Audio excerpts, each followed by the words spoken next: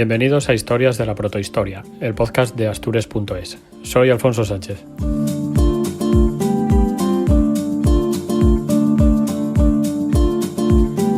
Pues bueno, os doy la bienvenida a todos al episodio número 8 y os doy las gracias por el apoyo que he recibido, sobre todo esta última semana. La verdad es que creo que os ha gustado bastante el episodio de la diadema de Moñes, así que bueno, voy a intentar mantener el ritmo y el nivel, y hoy lo que os presento pues es algo diferente. Ya os dije que quería traeros contenidos un poco distintos y uno de ellos es el que vamos a tratar hoy. Vamos a sumergirnos literalmente en el mundo de la leyenda. Vamos a rastrear las huellas de una ciudad sumergida, Argentola o Argenteola, también Arxentola, una ciudad que según la tradición oral se situaba en la boca de la ría de Avilés y que ahí permanece sumergida. En definitiva, lo que os voy a contar es la investigación que hice en busca de información sobre esta ciudad y la sorprendente conclusión a la que llegué al final de la misma. Así que veníos conmigo a la costa asturiana y dejadme que os hable de esta sorprendente leyenda.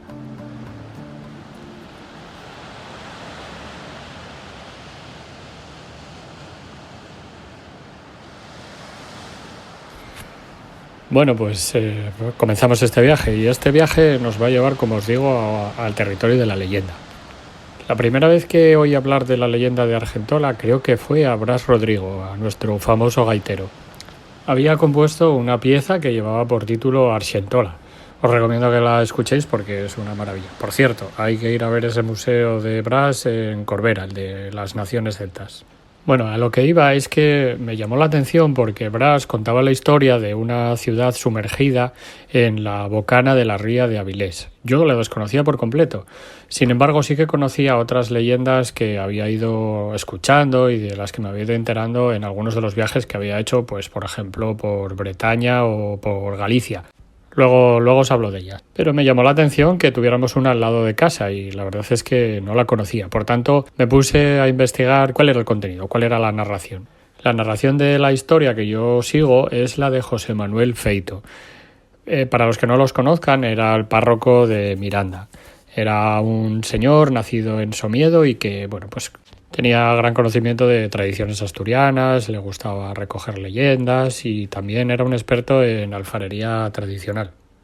Supongo que la leyenda le llegó por la proximidad al sitio donde desempeñaba su labor como párroco y bueno, pues la recogió y la publicó en el año 2008. No es el único. Luego, pasado el tiempo, hablando una vez con Alberto Álvarez Peña, mi compañero de Belenos, me comentó que pues, él también había recogido la leyenda directamente en el entorno de San Juan de Nieva. Y además la leyenda que él había recogido era, bueno, como bastante más concisa y probablemente más cercana a la realidad de lo que se transmitió oralmente a lo largo de los siglos. Probablemente la historia que recoge Feito está bastante adornada, como vais a ver ahora. De cualquier manera, me resultaba muy interesante porque me permitía ver de qué manera se van creando las historias y cómo van absorbiendo otros relatos y otras tradiciones locales y van conformando ese relato que luego es el que se transmite. Bueno, tenéis en Astures.es 2 artículos dedicados precisamente a esta historia y bueno, y más o menos es un resumen de lo que yo os voy a contar ahora. Decía Feito que a él la historia se la contó un pariente lejano de una señora llamada Sofía Álvarez, de Casa Pina, que vivía en San Juan de Nieva. Él pensaba que Sofía probablemente era la última testigo de una tradición perdida y que, bueno, que había sido rescatada del olvido gracias a esta narración que le hicieron. De todas formas, ella solo recordaba la noticia de un pueblo sumergido bajo las aguas. Esos datos son los que ella había oído a su vez a sus abuelos. Esa es la cadena de transmisión oral. El resto de cosas que aparecen en la historia, según Feito, y yo creo que con buen criterio, pensaba que eran un acopio de rumores, de añadidos que no tenían mucho que ver con la leyenda original. Vamos a ver de qué manera podemos verificar si esto es cierto o no, que era realmente la trama de la pequeña investigación que yo hice para escribir mi artículo.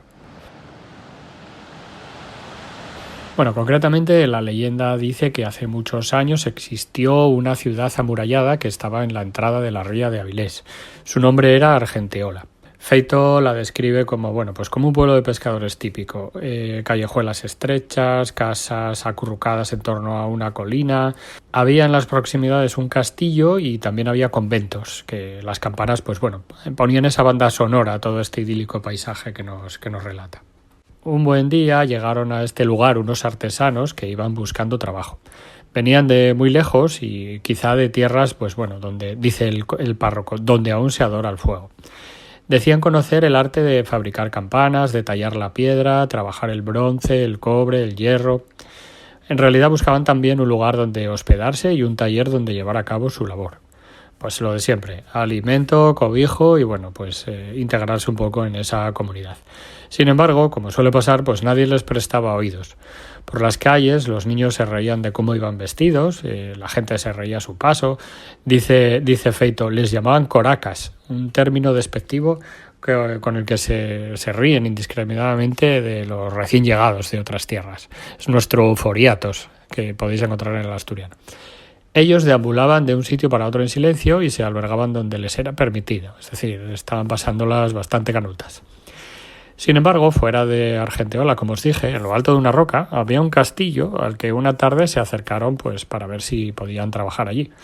Expusieron sus planes de trabajo al señor del castillo y les agradó tanto que, bueno, les permitió trabajar allí. Bajo vigilancia, pero bueno, les acogió en un cobertizo que estaba debajo de la torre principal que mira al mar. Era tal la pericia en el trabajo de estos dos artesanos que pronto las campanas que habían hecho esparcieron por la comarca su fama de artesanos. Había gente que decía que eran ángeles del cielo y que venían a enseñar a los humanos el arte del fuego. Otros decían que no, que eran unos advenedizos que seguramente se habían escapado de algún sitio y quizá del infierno, porque tal era el manejo y pericia que tenían con el fuego. Aquí viene lo crítico de la historia. Una noche de noviembre, en la que el mar bramaba, o el típico temporal del Atlántico, pues hacía que el viento tan fuerte hacía que las campanas de los monasterios tocaran empujadas por el viento. De repente pasó algo extraordinario. Las fuentes de Argenteola empezaron a echar agua roja, como sangre. De hecho, se tiñó de escarlata el río Neva que cruzaba el poblado y la tierra comenzó a temblar. La gente corría despavorida bajo la lluvia torrencial, en medio del temporal, rayos, derrumbamiento de casas, no encontraban ningún sitio donde guarecerse o donde huir. Y de repente la ciudad comenzó a hundirse. Se comenzó a hundir como si fuera un barco en medio de la ría. Bajo el fulgor del rayo y los desgarradores gritos de sus habitantes, la ciudad pues se sumergió arrastrándolos a todos. Cuando cesó el terremoto y amainó la tormenta, de la ciudad solo quedaban maderas y cadáveres flotando sobre la ría de Avilés. Argenteola había sido tragada por el mar y yacía sepultada para siempre en el fondo de la ría. Dice una cosa Feito que aquí me resulta interesante. Dice, es una ría que llegaba hasta los pies de un alto monte, el Monte de la Luz, en Avilés, en donde se rendía culto a la fecundidad y al sol y al fuego desde lejanos tiempos. Bueno, vais a ver que cuando analicemos un poco la historia, que Feito intercala un montón de cosas que yo creo que va recogiendo de tradición oral. Pero no desapareció todo debajo de las aguas, sigue diciendo. Se salvaron algunos arrabales de otro poblado cercano, Noega, donde hoy se levanta parte de San Juan de Nieva. También se libró de la catástrofe un convento cercano a la ciudad y el castillo que había acogido a los dos huéspedes. Cuando abrieron el taller, después de varios días, lo encontraron intacto. Todavía había campanas a medio fundir, un gran capitel romano, pero los misteriosos artesanos habían desaparecido sin que nadie más supiera de ellos. Para finalizar la historia dice, hasta no hace mucho, poco antes de empezar la nueva industria, las noches de San Juan en las que había luna llena, aún era posible distinguir en el fondo de la ría torres almenadas, campanarios y castillos. También se podía escuchar el tañer de las campanas a lo lejos, mezclando su sonido de bronce con el lejano repiqueteo de las olas sobre el acantilado.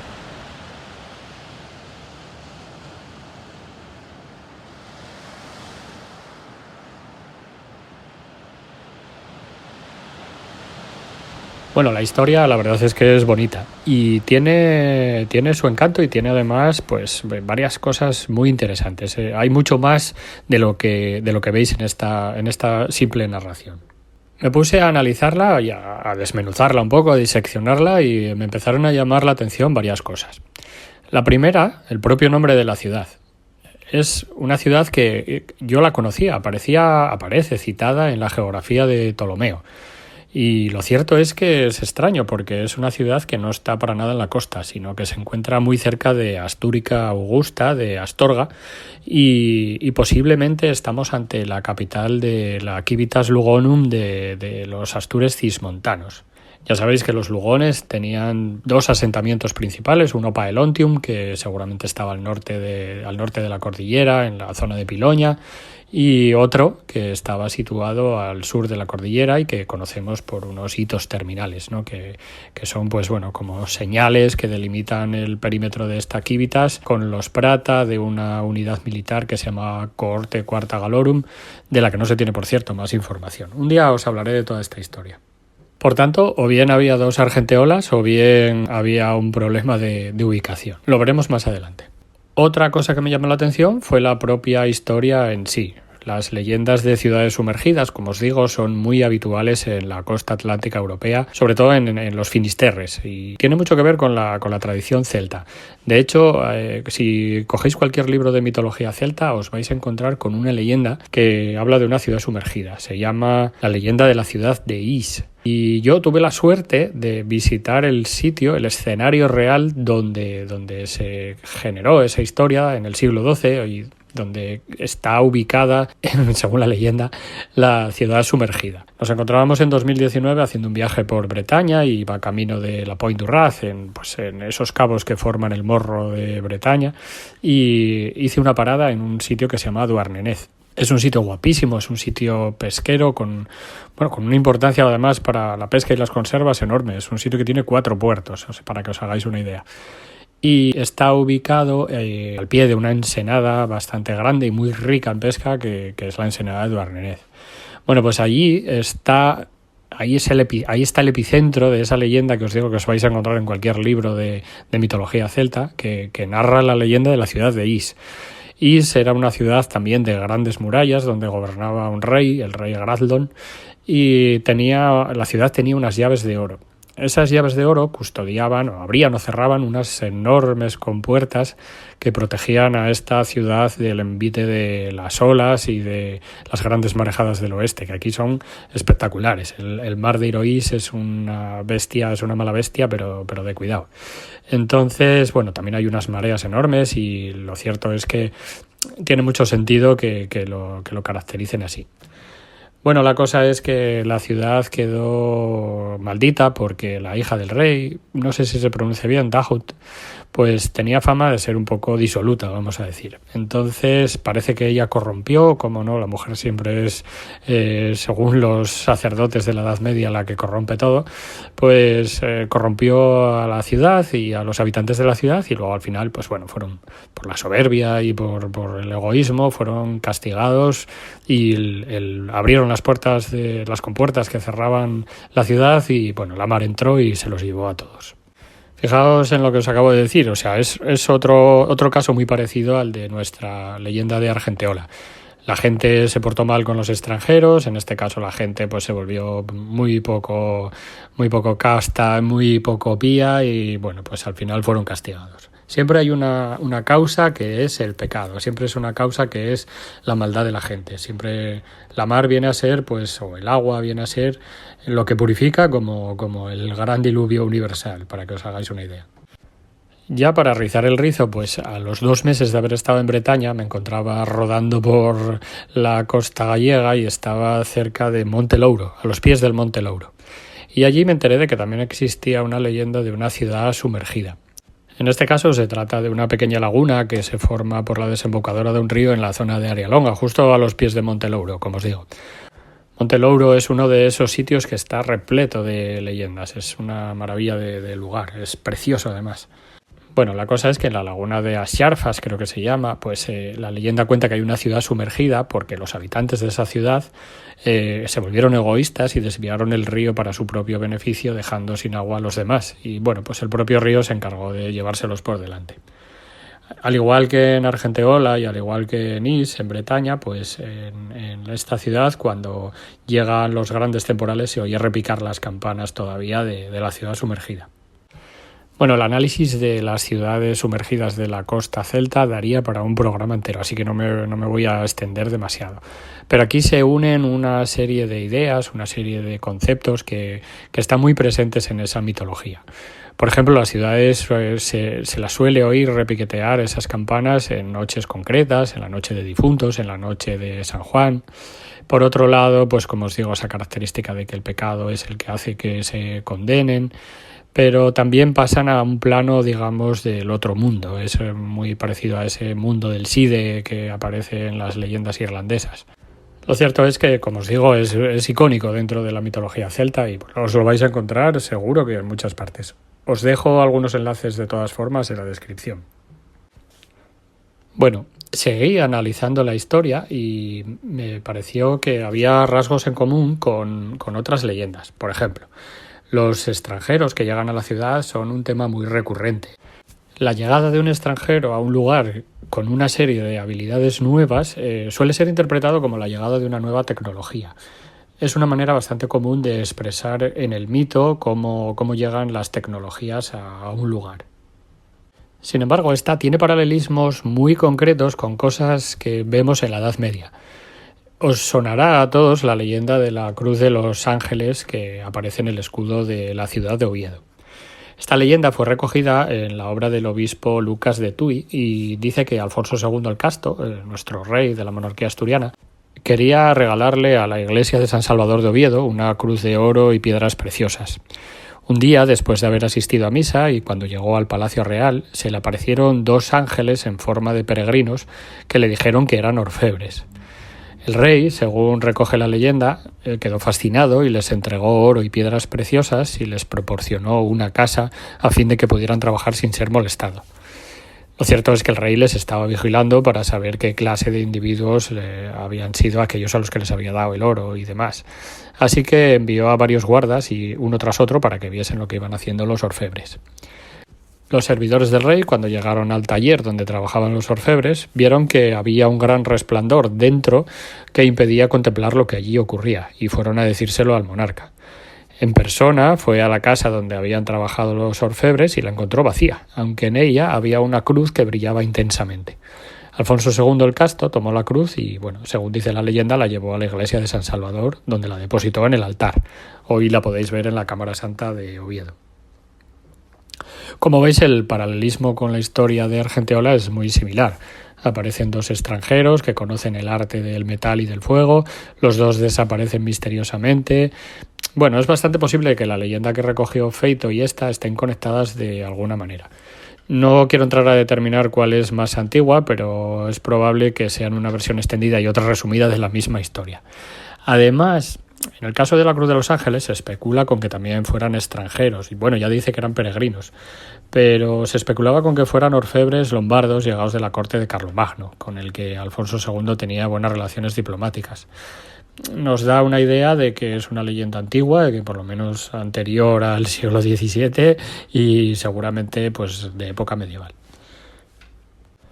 Otro elemento que resulta llamativo de la historia es la presencia del castillo cerca de la ciudad. En las inmediaciones de la Bocana de la Ría de Vilés había dos castillos, uno el de San Juan de Nieva y otro el castillo de Gauzón. Precisamente en el castillo de Gauzón es donde fue forjada la Cruz de la Victoria. Esto ya se da como por un hecho semilegendario y real. La Cruz de la Victoria fue ordenada por el rey Alfonso III y su esposa Jimena, que ordenaron la creación de la joya en el 908.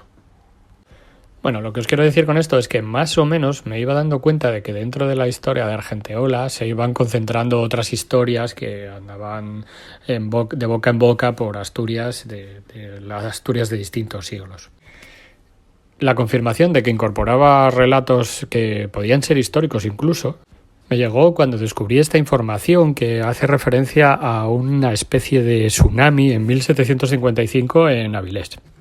Además, este hecho histórico tiene mucha relación con la historia, puesto que precisamente sucedió en noviembre, sucedió el Día de Todos los Santos y tiene una serie de características que aparecen recogidas en la propia leyenda. Siendo la leyenda de Argentola de Avilés, tiene mucho sentido que este relato histórico quedara incorporado, como vais a ver. Realmente el acontecimiento que cuenta el escribano de Avilés, Francisco Fernández Reconco, es el terremoto de Lisboa de 1755. Y lo cuenta de esta manera, os lo voy a leer literalmente. En el día de Todos los Santos de este año de 1755 que nuestra Madre la Iglesia celebra de precepto, estando el día muy claro, sosegado, en calma y sin vientos, siendo entre 10 y 11 de la mañana, se reconoció un temblor de tierra en esta villa, y después, por noticias que vinieron, fue general en todo el mundo. Efectivamente, había sido un terremoto que había afectado casi a toda la costa occidental europea. En cuya ocasión, yo, Francisco Reconco, estando en la plaza mayor de esta villa, frente a la torre del reloj de ella, no siendo horas de dar campanadas, y con motivo de este temblor, le oí dar 7 campanadas chicas. Y de allí a 1 hora y media vi que los caños de esta villa, con el motivo de remudarse la tierra en su centro, se puso el agua por espacio de más de 5 horas más revuelta y turbia que el barro colorado, pues algunos decían que era sangre. Muchos vecinos de esta villa se salieron de sus casas, juzgando que caían sobre ellos, dando voces, en cuya ocasión estaba la ría vacía del todo, y en el pozo, junto a la puente, se levantó o vino del mar alta un golfo de agua que obligó a flotar los navíos que allí estaban y se dieron unos con otros, y dentro de un cuarto de hora volvió a quedarse en seco toda la ría. Bueno, hoy en día, pues por desgracia, desde los grandes tsunamis que asolaron las costas de Asia, pues lo cierto es que tenemos bastante más claro que cuando hay un tsunami la mar se vacía. La descripción que hace el escribano de Avilés, pues parece que lo que está contando es precisamente eso, una bajada súbita del nivel del agua de la ría que la vacía y cómo vuelve a entrar otra vez. A su manera, lo que está describiendo es eso, pero también está describiendo ese terremoto que puede provocar precisamente ese efecto, que las aguas se tiñan de color rojo como si fuera sangre y, bueno, pues os podéis imaginar que en la mentalidad de alguien del siglo XVIII pues sería algo muy parecido al fin de los días. Algunos de estos elementos, como el tañido de las campanas sin ser la hora, el que los edificios se derrumbaran, el miedo les entrara y las fuentes empezaran a manar sangre, quedan recogidos en la leyenda de Argentola, como podéis ver en el relato de Feito. Y yo creo que tiene todo el sentido pues que un hecho traumático como este hubiera quedado incorporado en una leyenda que habla precisamente del hundimiento de una ciudad en la ría de Avilés. Así que, resumiendo un poco lo visto hasta ahora, pues nos encontramos con una leyenda original, una leyenda de la Europa céltica de ciudades sumergidas. A esta leyenda se incorporaron otra serie de relatos que ya circulaban por Asturias desde época medieval, como la llegada de los supuestos ángeles, esos artesanos que tenían unas capacidades extraordinarias de transformar el metal. Y por último, seguramente ya en una época tardía, se incorporó el relato de las fuentes manando sangre y del terremoto, que quedó incorporado también a esta leyenda que de por sí ya es bastante terrorífica.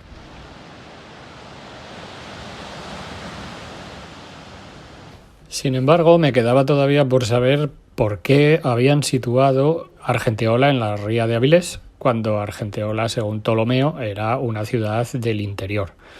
De hecho, podía tratarse simplemente de que hubiera 2 ciudades con ese nombre o que, pues alguien hubiera cogido el nombre de esa ciudad porque le sonaba de algo y le hubiera gustado y lo hubiera incorporado a la leyenda. Pero como en el estudio del folclore estas cosas no suelen pasar, pues me supuse que había una causa real. Y la encontré. Lo cierto es que la había dejado José Manuel Trelles en 1786 en la Asturias Ilustrada.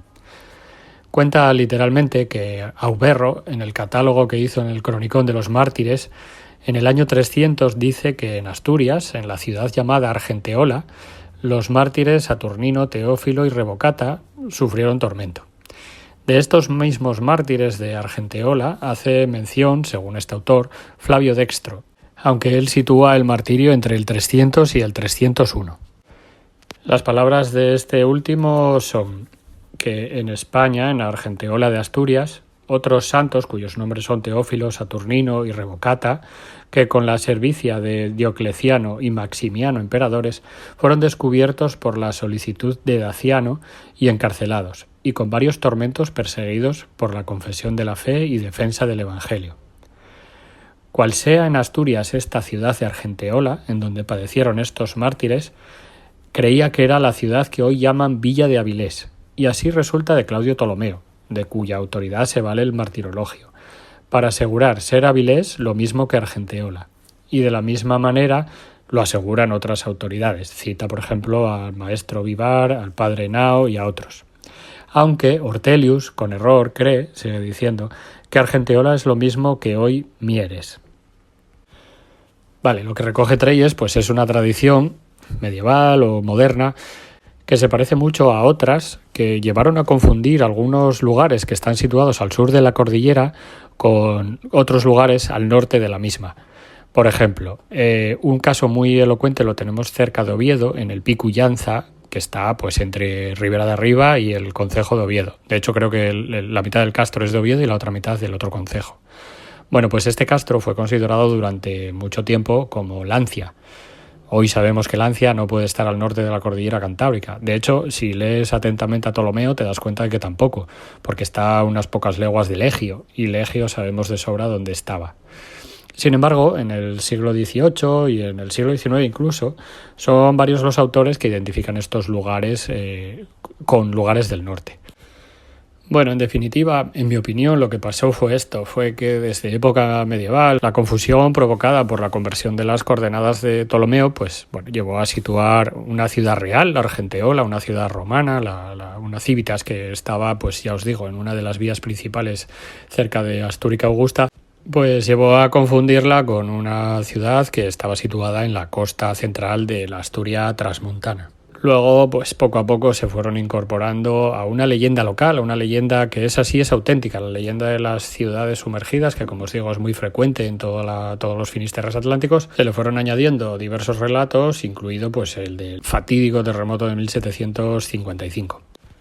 Y hasta aquí llegó mi investigación. La verdad es que no seguí tirando del hilo, pero seguramente haya algunas cosas más interesantes. De hecho, hay un par de detalles que quiero seguir investigando porque me pareció interesantísimo. Con motivo de la publicación del artículo en Céltica, pues todavía me contactó una persona que se acordaba de que le habían contado esa misma leyenda. Y seguramente, pues bueno, aunque vayan quedando menos, pues seguro que hay gente que todavía la recuerda. Y espero que, bueno, gracias a este podcast y a la pequeña investigación que hice y a lo que hicieron antes que yo Feito y lo que hicieron Bras Rodrigo y Alberto Álvarez Peña, por ejemplo, pues que todo el mundo acabe conociendo una leyenda que la verdad es preciosa y tiene esa peculiaridad, que incorpora una serie de detalles que son la mar de interesantes.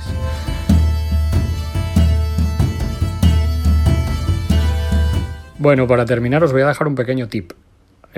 Cuando os hablé de Douarnenez no os conté una cosa. Realmente la bahía es riquísima en pesca y prueba de ello es que en los alrededores de esta ciudad bretona hay una factoría romana de salazones y de garum, de esa salsa que tanto les gustaba a los romanos. Es un sitio maravilloso, está muy bien conservado como todo el patrimonio francés y está situado en un entorno de leyenda. De camino a la factoría de salazones te encuentras una fuente en la que la gente todavía cree que se aparecen lavanderas, o bueno, creía a principios del siglo pasado que todavía aparecían lavanderas, esas figuras medio demoníacas, medio terroríficas que forman parte también de nuestra tradición asturiana. Bueno, ese lugar está muy bien conservado y se parece mucho a lo que podría haber sido una villa mare que supuestamente no, está identificada, está en la margen derecha de la playa de Bañugues. De hecho, yo utilicé alguna fotografía de esta fábrica de salazones bretona porque me parecía que tenía mucho que ver con ese asentamiento romano y también me gustaría poner en evidencia que si se conserva el patrimonio y se musealiza bien y se mantiene, es un polo de atracción turística para sitios como este, por ejemplo, como Bañugues y la costa central asturiana. Lo cierto es que a ese lugar, el de Douarnenez, van miles de visitantes al año, por muchas razones, pero una de ellas es que conserva muy bien su patrimonio y, como os digo, pues bueno, me pareció interesante relacionarlo. Si os pasáis por allí, si hacéis un viaje por allí, que os recomiendo haceros un viaje por Bretaña, pues no dejéis de visitarlo, la verdad es que es un sitio espectacular.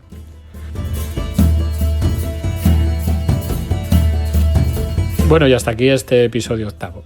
Espero que os haya gustado mucho, que os haya gustado este giro de guión y que nos hayamos metido un poquitín en la leyenda. También habéis visto que tiene que ver con Astures, porque ya os digo que Argentiolum es un lugar muy bien reconocido en Ptolomeo y dentro del Conventus Asturum. Y bueno, pues dejadme vuestros comentarios y suscribiros si no estáis suscritos, si os gusta lo que escucháis. Y nos vemos en el siguiente, nos vemos en el 9, un número que me gusta mucho.